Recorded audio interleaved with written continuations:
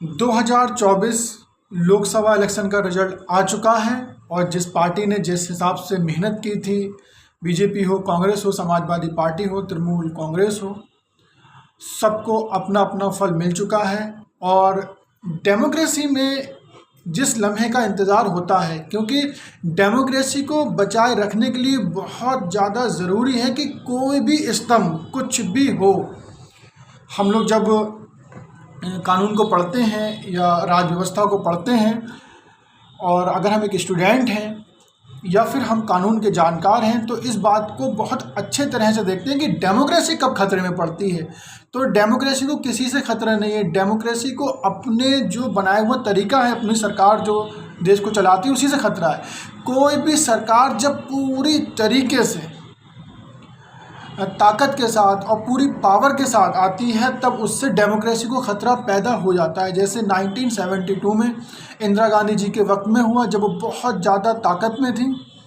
तब कुछ फैसले ऐसे थे जो डेमोक्रेसी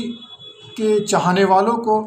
या जो बहुत ज़्यादा एक सॉफ्ट बिहेव के लोग हैं और जो डेमोक्रेसी को लाइक करते हैं, उन्हें पसंद नहीं आते और अब भी उनकी आलोचनाएं होती हैं। ऐसे ही 10 साल से इन सरकारों की आलोचनाएं हुई और किसी ना किसी वर्ग को ये माना कि सरकार ने वैसा नहीं किया, लेकिन किसी ना किसी वर्ग को ये डर सताता रहा कि संविधान ख़त्म हो जाएगा, आरक्षण ख़त्म हो जाएगा, ये हो जाएगा, वो हो जाएगा, क्योंकि एक डर था कि ये सरकार जो कह रही है वैसे फैसले ले सकती है। और उन फैसलों से अगर हम देखें तो सामाजिक भला कितना था, वो भी चीज़ें समझ में आती हैं, या समाज में जो सोच है बरपा, उसे बैलेंस करना कितना मुश्किल होता था, वो भी हम देख रहे थे। तो पढ़े लिखे लोग यही सोच रहे थे, यार इसका हल क्या हो। तो बस नज़र यही आता है कि डेमोक्रेसी के लिए सबसे बड़ा खतरा यही होता है, जब भी कोई पूर्ण बहुमत में आ जाए तो वो चीज़ डेमोक्रेसी के लिए खतरा बन जाती है। 10 साल से ये चीज़ें चल रही थी,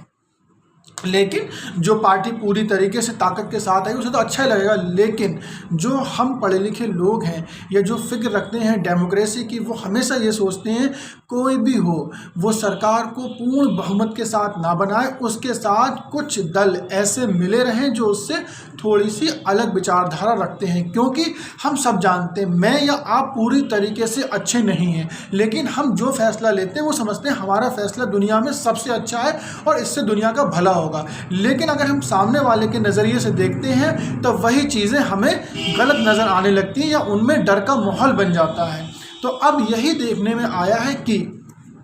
जो ये सरकार कोई भी बनाए, लेकिन हमें ये तो समझ में आ गया कि दोनों धड़े जो हैं, वो कांग्रेस हो, बीजेपी हो, ये अपने दम पे सरकारें नहीं बना सकती। और डेमोक्रेसी के लिए ये एक सेफ जोन माना जाता है, जिससे संविधान की रक्षा ऑटोमेटिक होती है, क्योंकि संविधान को बदलने की पावर भी संसद में ही दी गई है। और अगर संसद में वो चीज़ें पूरी तरीके से पावर के साथ आ जाए जो संविधान को बदल सकती हैं, तब चीज़ें बहुत उल्टी नज़र आती हैं। तभी तो मैं कह रहा हूँ बार बार कि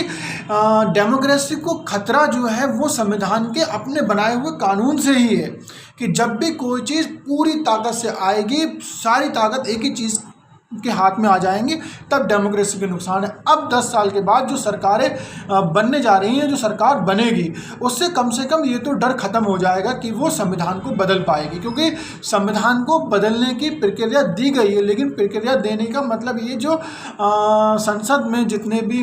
मेंबर ऑफ पार्लियामेंट बैठेंगे वो किस पार्टी के कितने हैं। अगर वो सारे दलों के मिले जुले हैं तो सबकी सोच अलग अलग होती है। कोई संविधान को किसी और चीज़ को लाइक करता है, कोई और चीज़ को लाइक करता है। तब जब ऐसी चीज़ें आती हैं कि हम संविधान को बदलें या कानून को बदलें या नया कानून बनाएं, तब उसमें राय रखी जाती है। और अगर एक भी दल ये धमका देता है कि ये चीज़ हमें पसंद नहीं है, या ये हमारे वर्ग को या हमारे चाहने वालों के, जिन्होंने हमें चुन के भेजा है, उनके हित की नहीं है, तो वो तुरंत पीछे हट जाते हैं। तो मैं आपसे यही कहूँगा कि जो ये सरकार अब 10 साल बाद बनने जा रही है, जिसे मिली जुली सरकार कहेंगे, गठबंधन की सरकार कहेंगे, ऐसी सरकारें डेमोक्रेसी के लिए अच्छी मानी जाती हैं।